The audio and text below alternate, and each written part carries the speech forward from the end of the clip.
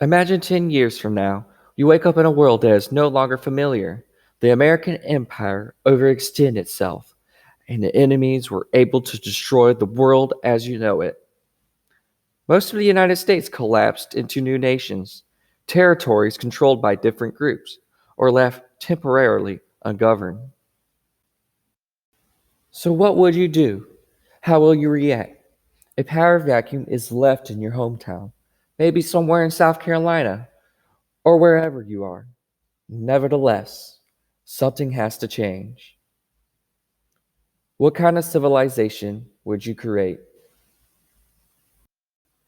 Would you create a society based on peace and equality? Or spirituality? Would you open your region to business and capital? Perhaps you rather command your people to be structured, thus maintaining order? Many decisions take what you must. Without governing forces to maintain the status quo, burgeoning leadership, new ideas would arise to fill the void. Humanity is driven by some cause or meaning in life. This is what happened when Germanic people took over the Roman Empire. New belief systems and forms of government were created. The Middle Ages, the indicator, compared the political systems within world civilizations. The objective, students should be able to explain how Germanic kingdoms gained power in early Middle Ages, known as the Dark Ages as well. Essential questions. How do new ideas change the way people live?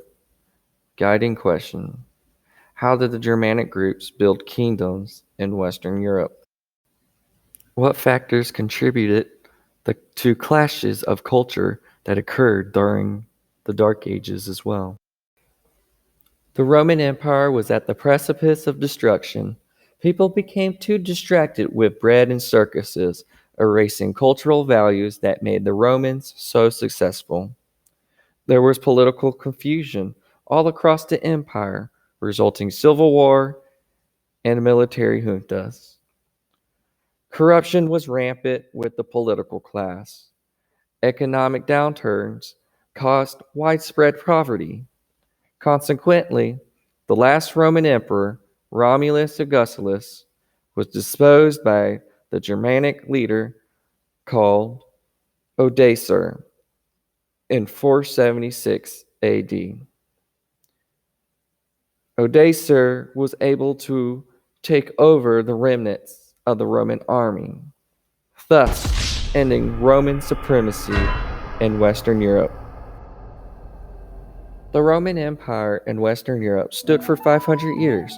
Once a centralized superstate, it broke into various kingdoms.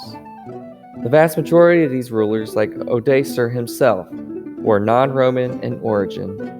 Their power was based on the control of military forces, which were direct descendants of recent immigrants into the Roman world. Whether Anglo-Saxon from Britain, the Goths in Spain, or the Vandals in North Africa, they managed to fundamentally change the course of European history. The Catholic Church in Rome was able to withstand such variables. They will be the reason why solidarity and conflict occurred. So, what were the changes in Western Europe?